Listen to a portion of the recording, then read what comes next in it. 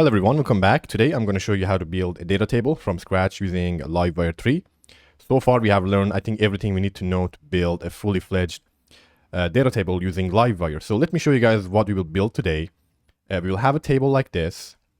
We will have the ability to search our users. So very simple search bar.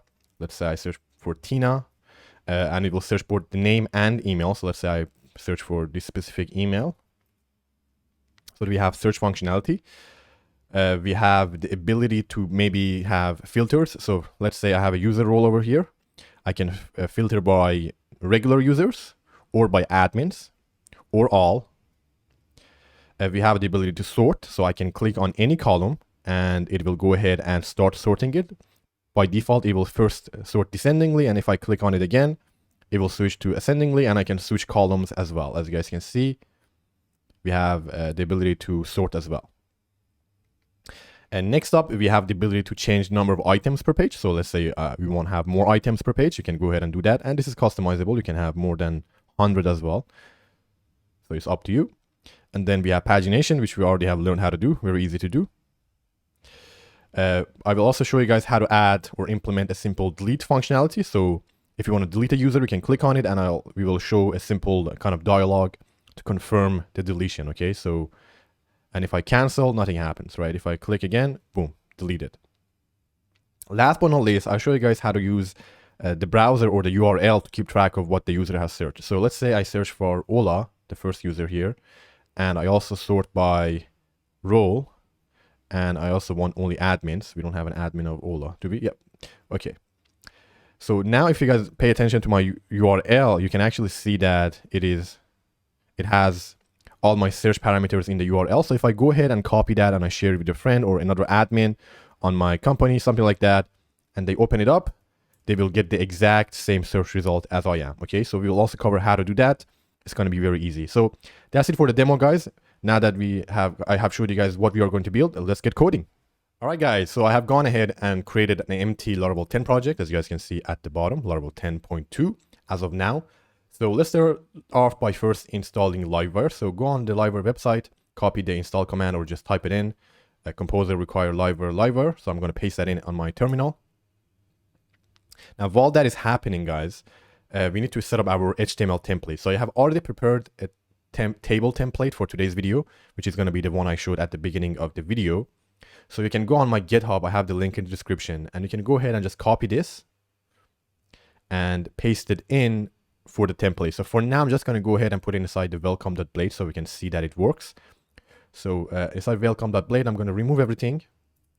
I don't even want the fonts, to be honest. And I'm going to put it inside body. Now, this will not work. I'll show you guys how to fix that in a second. So the template looks off. The reason is I'm using Tailwind CSS. So we need to also include Tailwind CSS. And for testing purposes, we can use the Tailwind CSS CDN. So go to the link in the description or just type in Tailwind CSS CDN on Google. And if you come down under the installation, select place CDN and copy the script tag over here, okay? So we just need to copy this and add it to your header, wherever you like it. And now if we reload, we should be able to see the table. So this is going to be the template we will be using for today's video, guys. So I'm going to remove Tailwind CSS and Livewire. Let's make sure Livewire was installed properly. Yes. Now, next up, you guys will need a database migration. Now, by default, Laravel comes with a users table. What I have done is I have added one additional column of is admin. So we can do the admin filter. It's optional. If you don't want it, you can ignore this part. But go ahead and add that and make sure you run your migration. Okay, so run PHP artisan migrate. I have already done the migration to save some time. And last but not least, in order to have some dummy data for testing purposes, I have gone ahead and under user factory, added this is admin to the factory definition. And to create some fake users, you can use the database seeder. Just open it up. By default, this is commented. So it's going to be database seeder inside database seeders. Uncomment that. And in order to seed your database with fake data, you can just say PHP artisan db seed. And this will go ahead and create some fake users for you, okay? So I should have, I don't know, a few thousand users by now. Okay, this is if you want to have fake data. If you want real data, you can manually add that. All right, guys, so let's get started with the actual thing we came here to do, which is build a data data table. So first step is we need to create a Livewire component. Everything in Livewire happens with components. So we can create a component by typing in PHP artisan Livewire make, or you can do make Livewire, and then your component name. I'm going to name mine users table. Hit enter, and it's saying Artisan is not found. Artisan. Let's fix that. Hit enter, and you should see 2 new files added to your project. So one of them is going to be under views Livewire users table. This is going to be our blade file, and then one under app Livewire users table. So this is going to be our PHP file. For now, we'll focus on the HTML and get our template working. So I'm going to move basically what we copied from GitHub, and I'm going to copy or cut it and paste it inside our users table. Now, there is something to be careful here, guys. In Livewire, you need to make sure your blade components only have one root element or one root HTML element. So if you have something like this, maybe you have 2 divs, this isn't allowed. So make sure you always have only one root element. And the safest way to do it is always wrap your template or whatever you have with a div, and that should make sure you always have one root element. So now that we have done that, we can go ahead and import our Livewire component. I'm going to say Livewire and then users table. And this should go ahead and import it. You can also do the Livewire directive way. That's also okay. It's up to you. I'm going to use the first way.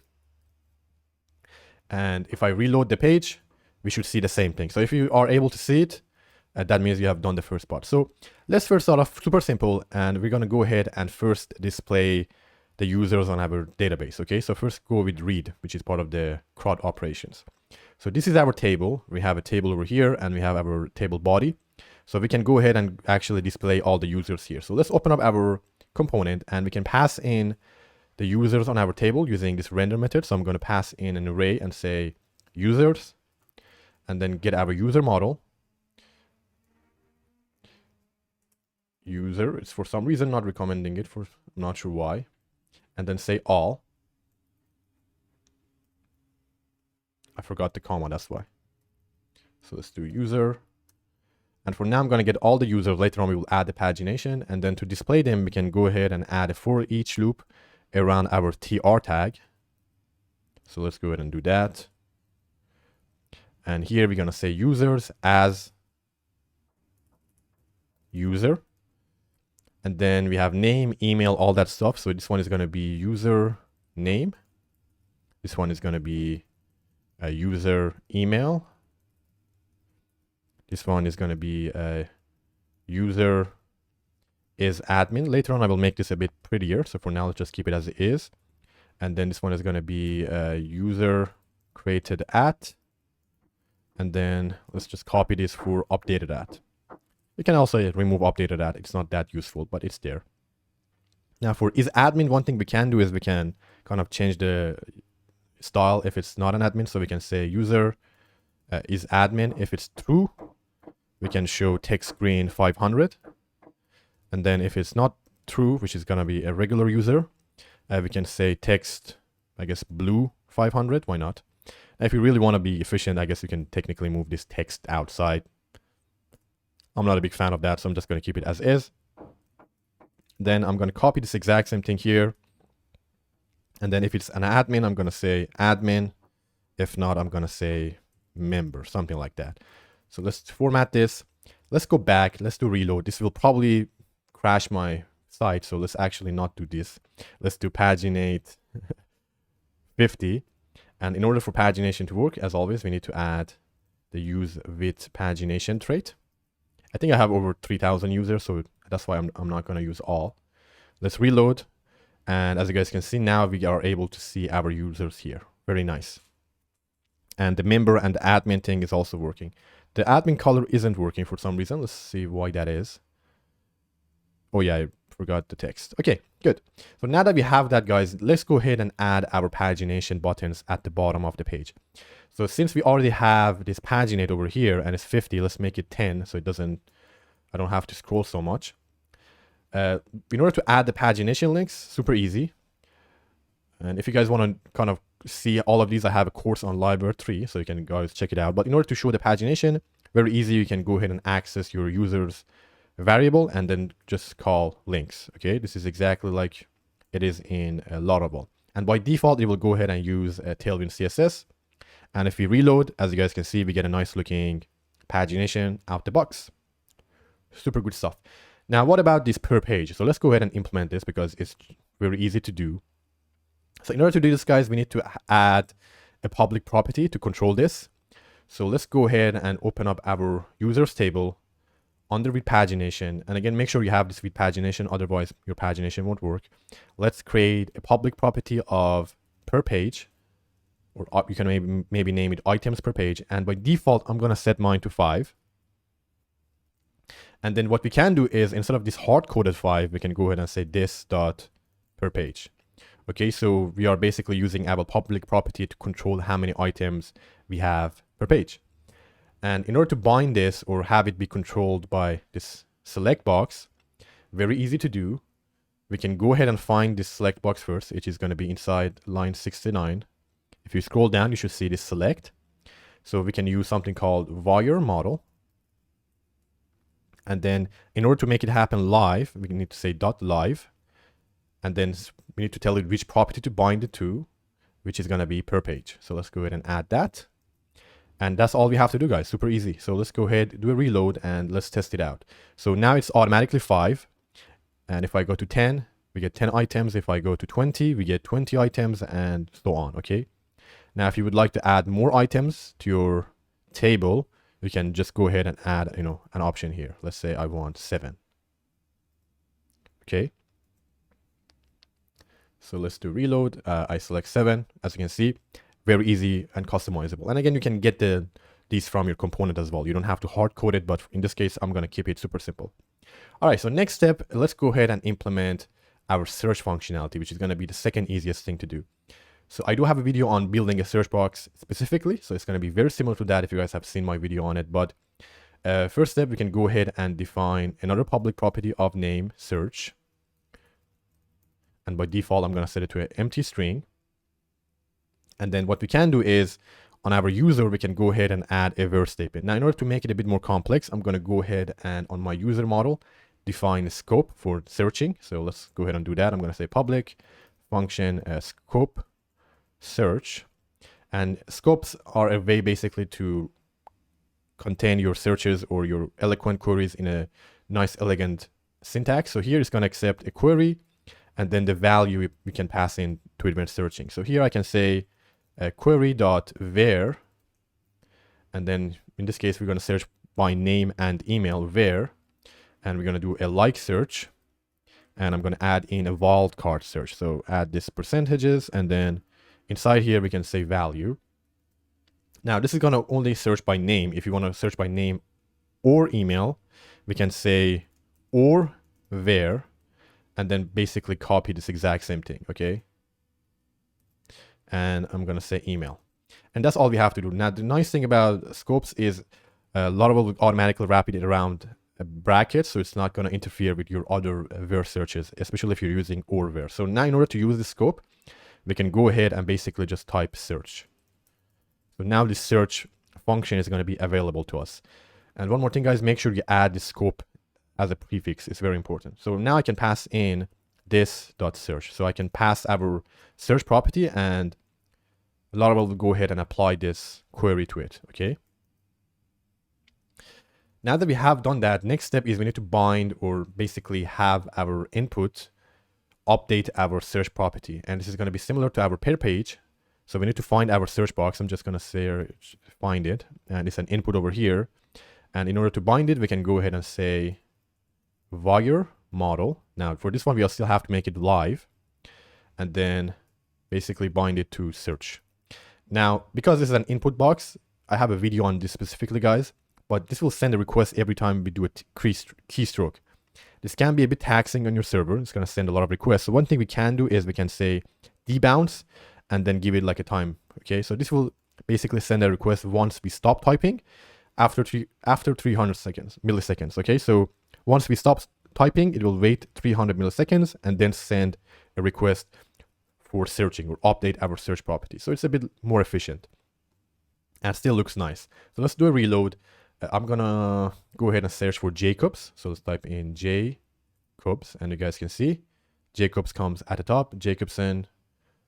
This one has Jacob in the email, and let's say I want to search for a specific email. Let's see if that works or not. And as you guys can see, it does. Let's search for a specific name as well, just to be safe. And our search functionality works just like that. Super easy to do. Just took us a few minutes. All right, next up, guys, let's go ahead and implement this user type search. I think this is going to be the third easiest thing to implement. Now, for this to work, we need to have a property to kind of control this. As you guys see, this is very similar. So let's go ahead and do that. I'm going to go ahead and at the top define a property, public property. We can say is admin or admin. I'm just going to say role. Why not? Or what should we call it? Let's just call it admin. And then by default, I'm going to have it be an empty string. Now, there are multiple ways of implementing this. I'm going to go ahead and follow this. You can customize it yourself later on. And then basically, in order to search by using this is admin, we can go ahead and do it over here. Okay, so we can do a simple where statement and say where is admin is equal to this dot admin. Now, this will cause some issues because it is a Boolean field, right? By default, we have it as an empty string. So what I want to do is basically when it's an empty string, I want it to be searched for all, right? So I don't want this to actually apply. So one thing we can do is Laravel has a when option on Eloquent, which is like we can add it as a if statement if something matches then filter. So here using this when, I can say if this dot admin isn't an empty string, then go ahead and search, and this will accept a closure, something like this, and it will have a query so you can continue searching. So I'm going to move this inside here, and what this will do is this will only apply this is admin search when this is admin is not an empty string. So if it's an empty string, it means don't search at all, okay? Show all the users, right? Which is basically the default option. So now that we have done this, guys, we should be able to actually bind this admin to our input here, our select input. So let's go ahead and find that select input. Oh, it's over here. Okay, so it's over here, and same thing. We're gonna say wire a model. Now you need to add this live. If you don't add the live, it basically will wait until you click on a button or you perform an action, which is not what we want. So make sure you have this live, and then you can go ahead and say admin. Okay. Now by default, I have 0 and 1 for admin. You can also do, I think, false and true. It should still work, but it looks kind of ugly, to be honest. So I'm just gonna use 0 and 1. Okay, and Laravel will cast these as Boolean when searching. And then for all, we're gonna leave it as, let's say, empty. Okay, you can play around with this. Maybe you like to have all here and then user and then admin. You can also do this, but you need to update your query over here. Okay, so I'm gonna go ahead with this. Let's do a reload and see if it works or not. So right now we are seeing all the members. Let's go click on admin. We are seeing all the admin, and this also changed. So it was 159. Let's go to all. We have 1000. So it seems to be working. It is indeed. So now that we have done all the main filters, the next step is going to be our delete functionality. So let's go ahead and implement that. This one is going to be, I'm going to leave sorting for the last part because it's going to be the most time consuming part of it. So let's go ahead and implement delete. Now that we have gotten to delete, guys, one thing I would like to cover is loops. Okay, so whenever you have a loop in Livewire, you want to make sure you always add wire key. Okay, now this is very important because it will help Livewire figure out how to re-render your page when your loop updates. Now, the reason I waited till this delete functionality is because if you don't actually add this, your delete functionality will not work. So this is very important. Make sure to always add it on your loops. And the easiest way is this has to be unique value, so we can use our user's ID, which is going to be unique for each user. So I'm going to say user ID. So make sure you add this wire key on your loops all the time, especially in Livewire 3. In Livewire 2, it was somewhat optional, but in Livewire 3, always have that to avoid issues. So let's go ahead and find our delete button, which is going to be over here. You guys can see this X. So we can go ahead and add a wire click on it, which is going to be a way to handle click. And then when we click on it, I'm going to go ahead and say, hey, call a delete method. Now we need to tell it which user to delete. So we can do two things here. We can go ahead and pass the ID of the current user, or we can pass the user itself. Both are supported in Livewire. So Livewire does support route model binding, but in this case, I'm just going to go ahead and say user dot ID. And now we can go ahead and implement this delete on our Livewire component. So let's open it up. Above our render method, I'm going to say public function delete.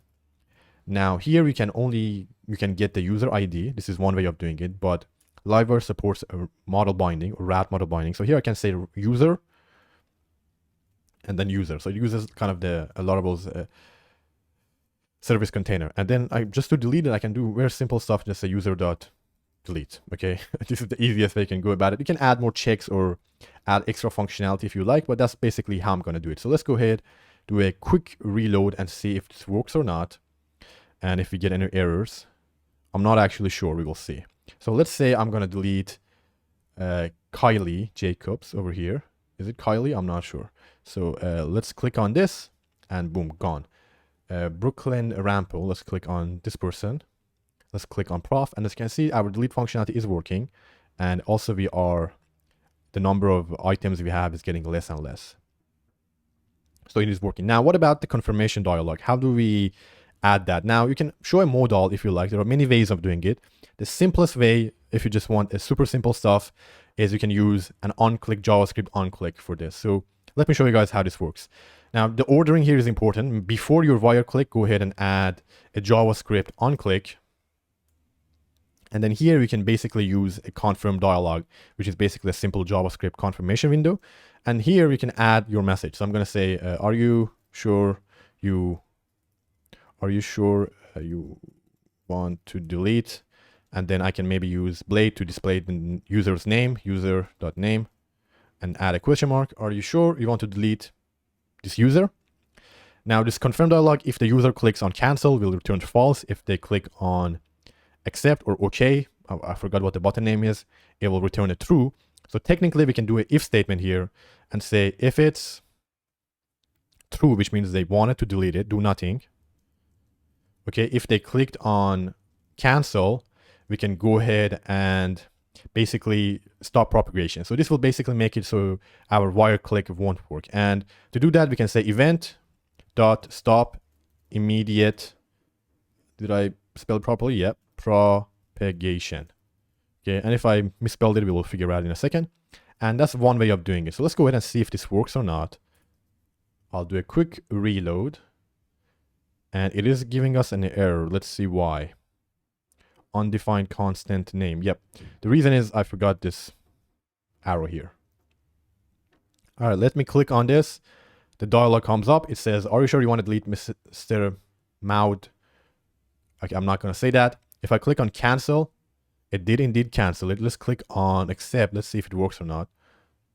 It did delete it. So it is working. Now, there is a way of kind of making this a bit shorter. You can go ahead and replace this with an or statement, okay? So this will basically make it an or statement, and or statement usually if the first condition happens to be true, it will stop. It won't check the second statement, okay? So just something to keep in mind. This will make it a bit shorter, and that's it. So now we have implemented our delete confirmation dialog as well. Okay, so now that we have done all of this, guys, the next step is going to be our sort functionality. So let's go ahead and start off with that. Now, as you guys remember, the way it worked is if we click on a column that is sortable, we're going to sort by it, and by default, it's going to sort descendingly. And if we click on it again, we will sort from descendingly to ascendingly. So we need two properties to keep track of what column or what field or what table head we are sorting by. And then the second property is going to be our sort direction. So let's go ahead and create those two properties. And it's going to be relatively easy. I'm going to come over here. Let's move this here, actually. So I'm going to create one, which is going to be our sort by. So this is going to be what property we are sorting by. And let's say by default, we sort by created at. And then we have another one, which is going to be our sort direction, okay? Now you can name these whatever you like. So I'm going to say sort direction, okay? Or dir for direction. And by default, I'm going to sort by descending, okay? So you can change these if you want to have different defaults. Now, in order to actually sort, which is relatively easy, we can just go ahead on our model over here and say order by, and then order by this dot sort by, and then this dot sort dir for direction. And this should go ahead and actually by default sorted by created at, right? So if I reload, we should see a different setup over here. So let's go ahead and test it out. I'm gonna reload and boom, it is working now. So it seems to be sorted by created at. Okay, good. So now what? Let's go ahead and actually add a button on our columns. Okay, so what we need is first we need an icon on the right side of it, and then a wire click button, which will go ahead and start sorting by that column. So let's go ahead, open up our template, guys. I'm gonna find our table head, and in order to initiate the sorting, we can go ahead and give it a wire click. And inside this wire click, we can say maybe set sort by. We will define this method in a second, and then if we click on it, sort by, let's make this double quotes. If you click on it, go ahead and sort by name. Okay, so let's go ahead and implement this. Now we don't have an icon yet. I'll add that in a second. So let's go ahead and implement this get sort by. So I'm going to define a function here, public function set sort by, and then I'm going to say sort by here. Why not? And if we click on it, what we want to do is we want to sort by that column, right? So I'm going to say this dot sort by name. Okay, so it's going to be sort by. Now this is going to be very simple. I'll add the additional functionality in a second. So right now we are sorting by joined, which is created at. If I click on name, we should see some results changed. Now, right now that I clicked on it, it is sorting by name descendingly. If I click on it again, I want to sort descendingly. How can we do that? Well, here we can do a check, see if the current value of sort by, or this dot sort by, this could be confusing, sort by column, let's say, or sort by field, so it's not confusing. So if current value of sort by is equal to sort field, so I'm re-clicking on it, basically toggle this value, right? So if it's ascending, make it descending. If it's descending, make it ascending. And we can do that relatively easily. Say this dot sort dir equals to, we need to do an inline if statement. Say if this dot sort dir, if right now it is ascending, go ahead and basically set it to ascending. If it's not, then make it descending. Okay, and this should be the other way around actually. So basically this question mark will be our true statement, and then this double colon is going to be our else statement, right? So this should basically get the functionality done. And then, yeah, so let's go ahead and test this out for a second. We need one additional case once we switch fields, but let's see if this works or not. So I'm going to click on name. We are sorting. I'm going to click on it again, and we go from A to Z. So it is working. Now, what if I go to email? It's not working anymore. Okay, so in order to fix that, guys, I think I'm going to return here. And then in this case, I'm going to sort by sorted field, and then also do set our sort direction back to descending. So kind of to do a recap, if we come in by default, this will not meet. So we'll set our sort direction and our sort field. So the default is going to be descending. So when we click on a new field, it is always going to be descending. And then on a second click, we check if it's the same column. If it is, we toggle our sort direction from ascending to descending and descending to ascending. And that should get the job done. Now, the reason email is not working is because I don't have the wire click on it. So let's go ahead and add that. So we can go ahead, copy this. And whenever we want something to be sortable, we can just add this to it. So let's say sort by email. Now here, I can't really say role. It has to be the column name in our database. So here I'm going to say is admin, right? And then for joined, it's going to be created at. So now that we have that, it should work. Now we don't have the icons to indicate we are sorting, but it should work functionality wise. I click on name. As you can see, it goes from A to Z. I click on email. We have Z. If I click on it again, we get A. Same for admin and same for date as well. Now dates all seem to be in the same day because I just seeded them, but that's it. So now that we have that, guys, the only thing remaining is going to be our icons. Okay. Now, in order to show an icon, I'm going to go ahead and use hero icons. It's a collection of free SVG icons by the Tailwind CSS team. And so I think we need a down arrow. Let's see. So I'm going to use this icon. So just type in hero icons on Google. You should find it. I also will have the link in the description. But we're going to copy this, move over here. And actually one thing, right now when I'm going over these, we're not getting a button. So one thing we can do is we can wrap this by button and then have our icon over here, have a name over here. Let's see if it works or not. Just check. It looks kind of out of whack. So one thing I can do is I can maybe make it a flex. I'm not sure if it's going to fix it or not. So let's say class flex. Okay, it did. And I'm going to say items center. Now this icon is way too big. So let's go ahead and update this class W, W6 and H6.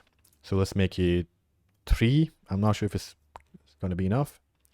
It's too small. Okay, let's go with 4. All right, looks slightly better. And let me zoom in so you guys can see. And then I'm also going to add margin left of 1. So it's not too close either. So what I'm going to do is actually by default, if we are not sorting, we can maybe show this icon, or maybe you don't even show an icon. It's up to you. But I'm going to show this when we are not sorting. When we sort down, obviously show the down. And when we are sorting ascendingly, show an up arrow. Okay. So we do need to add an if statement for this. So what I'm going to do is I'm going to go ahead and add our if statement over here. And so first thing we need to do is we need to check if order by is equal to the current. What did I name it? I named it, yeah, order by. So sorry, sort by. Yep. So if sort by is equal to name, if it is, it means we are sorting. Then I would have to add an if statement for the direction. Actually, there's a better way of doing it. So one thing we can do is first we can check that if we are not sorting by name. So I can add this. So if we are not sorting, go ahead and show this one, chevron up down. So let's go ahead and do that. So this is going to be our default state if we are not sorting. After that, I can add an else if. So now that we are at this else if, we know that we are actually sorting by name, right? Because we already checked this. So here I can check by sort direction. So I can say sort by there. Is that the name I used? Just double check. No, it's sort there. So if it is sorted ascendingly, and I'm using uppercase for ascending and descending, guys, just make sure you're consistent. If you're using lowercase, use lowercase all the way. Or maybe you can have like an enum or some class and use it that way, but it's up to you. So if you're ascending, we need to use arrow up. This is arrow down. And then we can have an else statement, and obviously it's going to be descending, right? So this is going to be our descending icon. And then I'm going to need an arrow up icon as well. So let's search for up. Chevron up. Let's copy this. You can use the double up as well if you like. And this should work. Now it looks very ugly right now. We will refactor this in a second. Well, let's just check if it works. So we are not sorting yet. It shows kind of the up and down. If I click on it, it should show down, which means we are sorting descendingly. If I click on it again, the icon should show up. Now, the reason it's not showing, let's see why that is. Okay, guys, I think the reason it's not working is because I actually have messed up the icons. Both these icons are exactly identical. So I think I didn't copy this properly, right? So when we are ascending, we should show this icon. Yep, now it works. I was showing the exact same icon for both of them. And then this one should be 4 as well. 4 as well. And then margin left of 1. Margin left of 1. And let's see if this works or not now. We are ascendingly. Yeah, now it's working. I was like scratching my head why it's not working. It was because of the icon. Okay, so now that we have that, guys, we can go ahead and copy paste this for all of our headers, but that's going to look very ugly. So one thing we can do is we can refactor this into its own blade component. So you can also create a blade component or just create a simple blade file. I'm going to keep it super simple for those people that don't know blade components. Inside our Livewire folder, I'm going to create a new folder of includes, and maybe you can have another table of data table, a folder of data tables, but here I'm just going to create I guess data or table sortable th. Okay, and maybe you can come up with a better name. And for some reason I'm creating a folder. It should be a file. Good. So now we can go ahead and we could also make it only for the icon as well. It's up to you guys, but I'm going to extract the entire table head because it's quite large and move it inside this table sortable head. Now we do need to change this. So right now we have this hard coded. So what I'm going to do here is I'm going to replace this with name. And then this one is going to be also name. So I'll need to do that. $name. Now here, I'm not going to use the same name because for our created at, the column name is created at, but we are actually showing joined. So I'm going to say display name. And we need to pass in these variables, by the way, right? So by default, it's not going to be there. Now let's go ahead and actually include it. So this should be enough. So here I'm going to say include livewire dot includes dot table sortable th, and then we will need to pass in a name, which is going to be, well, in this case, name. It could also be, you can name it column name or field name. It's up to you guys what variable name you use. I'm just going to keep it super simple. And then we need to also do display name. Okay. And what did I use here? Yeah, it should be this way. So display name is also going to be name in this case. And now I'm going to go ahead and copy and paste this for all of them. Okay. So it's going to be for email. Actually, display name should be capital N. Let's do it for role. Display name is going to be role. Column name is going to be is admin. And then same for joined. It's going to be joined, and display name is going to be created. Sorry, name is going to be created at. Now let's double check here. We updated the wire click. I think it should be enough. Let's go ahead and test it out. If there are any issues, we will figure it out together. Okay, so now it seems to be working. Now this display name seems to not be correct. Let's check. I must have made a mistake somewhere. Display name. Yeah, I forgot to add the mustache syntax for the blade. Okay, let's do reload. Now we can see it's working, guys. So by default, obviously we are searching by join, sorry, filtering by join. So if I click on name, now we are sorting descendingly by name. If you're clicking on it, it's going to sort ascendingly. Same for email and same for role as well. And just like that. So we have implemented our sorting as well, guys, just like this. Super easy to do. Now we can go ahead and obviously refactor this a bit more. Even your table stuff, all of these sort by, these sort direction, things like that, you can extract them into maybe a trait similar to this with pagination. It's up to you. Okay, so last thing I want to cover, guys, is how to actually store these information in the URL. Okay, so this is going to be relatively easy to do with Livewire. I have a separate video about it, but basically all you have to do is add this annotation of URL to the elements you want to be stored in the URL. So I'm going to add that for all of them. So it's going to be search, admin, sort by, everything, even page by, per page, why not? And that's all we have to do. Now, in order to keep it in the history, we can also go ahead and pass in a history of true. I think I'm going to do that. So let's go ahead and do it as well. And did I break something? What did I do? Oh no, yeah, I forgot the last bracket. Yep. And I think for per page, actually, I don't want it to be in the history. Why not? Okay, so that's all we have to do for the final touches. And now we should be able to store what we search in the URL. So let's do reload. I'm going to search for Hillard. And if you guys pay attention at the top, now it's inside my URL.